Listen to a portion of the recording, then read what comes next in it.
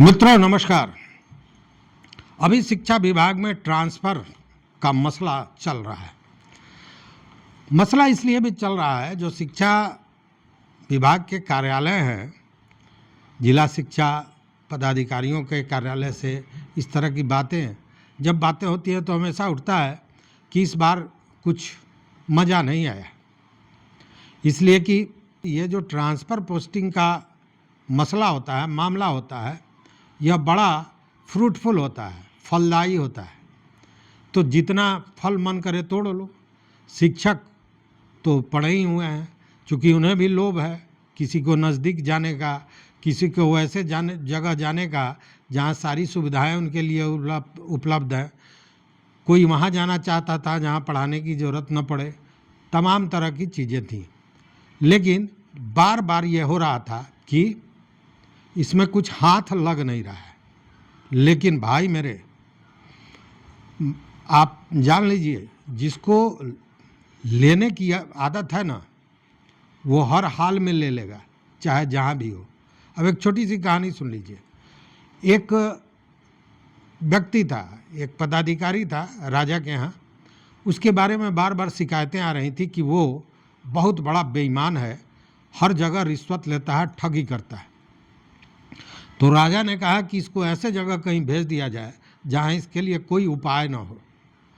तो उसको समुद्र के किनारे रेत पर बैठने का और कहा कि तुम लहर गिनो, बस इतना ही काम करो।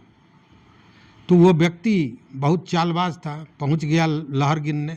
अब आप अंदाज कीजिए कि समुद्र का लहर कोई गिन सकता है, लेकिन वह बैठ गया और लगा लहर गिनने।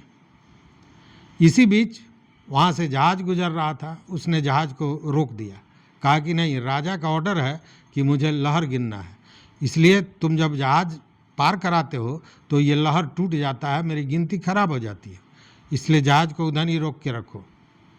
फिर क्या था, जहाज़ वाले ने फिर उसे रिश्वत दी और उसने जहाज़ को पार करा दिया।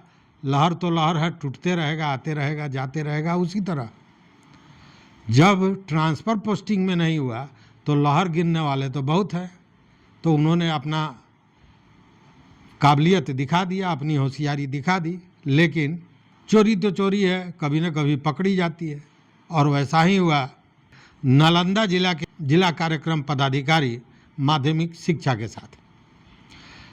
इनका नाम है अनिल कुमार, और अनिल कुमार को 20,000 रुपये घूस लेते, रिश्वत लेते, रंगे हाथ विशेष निगरानी इकाई ने, मतलब स्पेशल विजिलेंस यूनिट ने पकड़ा, गिरफ्तार कर लिया। उनके साथ 2 और शिक्षक भी पकड़े गए जो इस कारोबार में लिप्त थे। अब इन पर आरोप क्या है यह भी जान लीजिए। चूँकि यह आरोप शिक्षकों से जुड़ा नहीं है, ट्रांसफ़र पोस्टिंग से जुड़ा नहीं है, सामान के लेन देन से जुड़ा नहीं है, या यूँ कहिए कि जो सप्लाई होता है उससे भी जुड़ा हुआ नहीं है। तो क्या है? ये बड़ा अजीबोगरीब मामला है। देखिए हुआ क्या कि हिलसा नालंदा में एक महंत विद्यानंद कॉलेज है, और विद्यानंद कॉलेज की प्रबंध समिति है। उस समिति का गठन करना था। अब इस गठन को लेकर जो पुराने सदस्य हैं वो चाह रहे थे कि हम फिर उसमें बने रहें।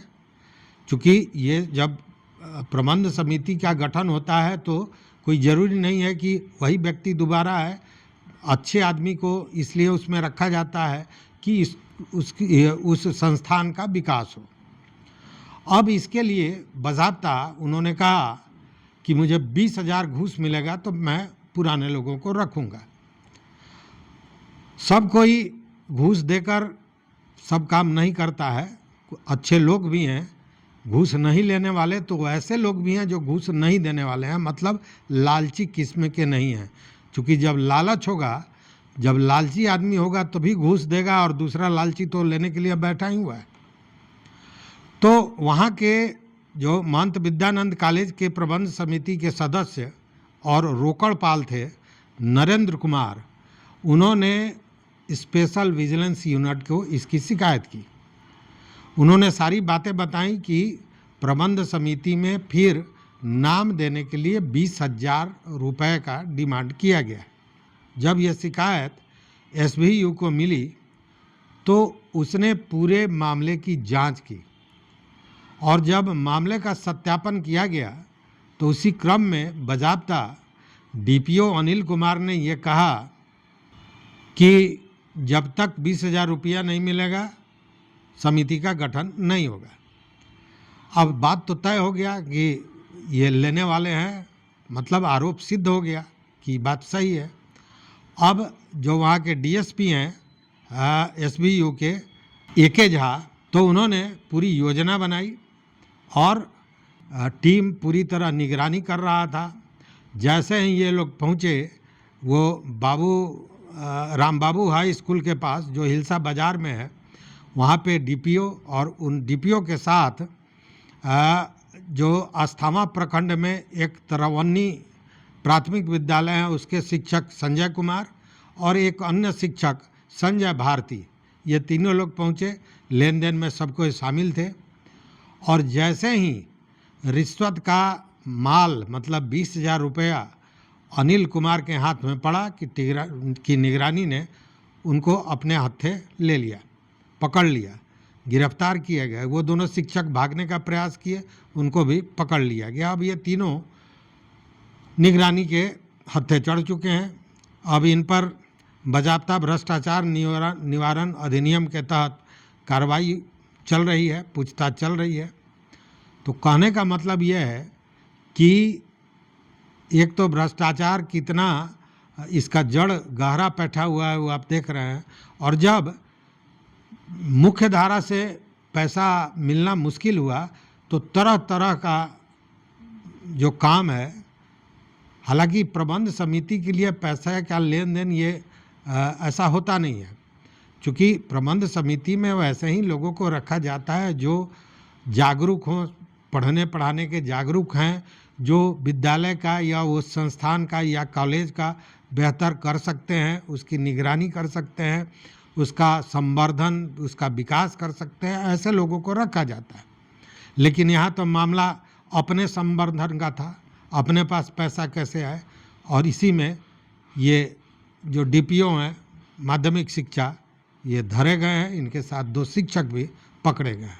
तो इस वीडियो में बस इतना ही। देखते रहिए मत अभिमत। मित्रों, चैनल पर नए हो तो सब्सक्राइब कीजिए, लाइक कीजिए, दोस्तों के साथ शेयर कीजिए और अपना विचार जरूर दीजिए। बहुत बहुत धन्यवाद, कोटिशः आभार।